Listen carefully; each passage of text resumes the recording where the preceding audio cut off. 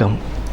கும்பராசி அன்பர்களே, கும்பராசி ஜென்ம சனியிலிருந்து விடுபட்டு பாத சனியாக மாறக்கூடிய ஒரு யோகமான சனி பயிற்சியாகவே அமையும்.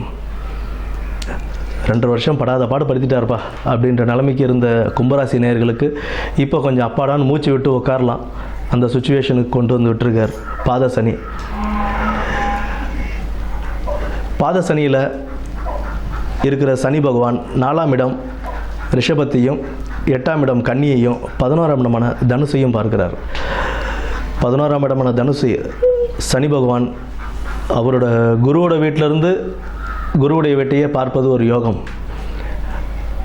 அதுவும் லாபஸ்தானத்தில் இருக்கார். லாபஸ்தானத்தில் இருக்கும்போது ஒரு லாபஸ்தானத்தை பார்க்குறாருன்னும் போது நல்ல ஒரு உழைப்புக்கேற்ற லாபம். இத்தனை நாள் செஞ்ச வேலையெல்லாம் எதுவுமே திருப்திகரமாக இல்லை, வருமானம் இல்லை அப்படின்றவங்களுக்குலாம் இந்த ஜென்ம சனியில் அவசப்பட்டவங்க இப்போ பாத சனியில் வரும்போது நல்ல ஒரு பலனையே கொடுப்பார், நல்ல ஒரு லாபஸ்தானத்தையும் கொடுப்பார். அதே போல் உங்களுக்கு குரு பயிற்சி, குருவும் 5ஆம் வீட்டுக்கு பயிர்றாரு.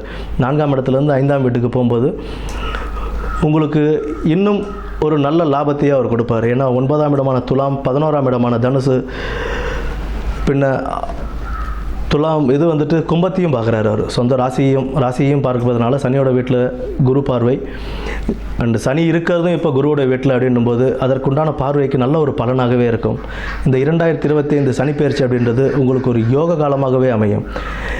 தொழிலில் இருந்த தடைகள் விலகும், குடும்பத்தில் இருந்த சின்ன சின்ன சச்சரவுகள் இதெல்லாமே விலகும். நிம்மதியான ஒரு லைஃபுக்கு வந்தாலும் கொஞ்சம் கவனமுடனும் இருக்க வேண்டிய ஒரு காலம். ஏன்னா பாதசனி அப்படின்னும்போது வண்டி வாகனங்களில் போகும்போதும் வரும்போது இந்த மாதிரி சுச்சுவேஷன்லாம் நம்ம ரொம்ப கவனமாக இருக்கணும். அதே போல் ஏதாவது இரும்பு தொழிலில் செய்கிறவங்க இவங்கெல்லாம் கொஞ்சம் கவனத்துடன் கையாள வேண்டிய நிலை இது. ஏன்னா பாதசனி போகிற வரைக்குமே நமக்கு அதனுடைய தாக்கம்ன்றது கொஞ்சம் இருக்க தான் செய்யும். நல்ல லாபத்தையும் கொடுப்பார், நல்ல இதுவும் கொடுப்பார், அதற்குண்டான செலவுகளும் அவர் கொடுப்பார். அதனால் நாம் செய்கிற தொழிலில் நிதானமாகவும் தொழிலை செஞ்சு வண்டி வாகனங்களில் போகும்போது நிதானத்தையும் கடைப்பிடிச்சி நல்லபடியாக இருந்து யோகமான சனி பயிற்சியாகவே இந்த பயிற்சி அமைய வாழ்த்துக்கள்.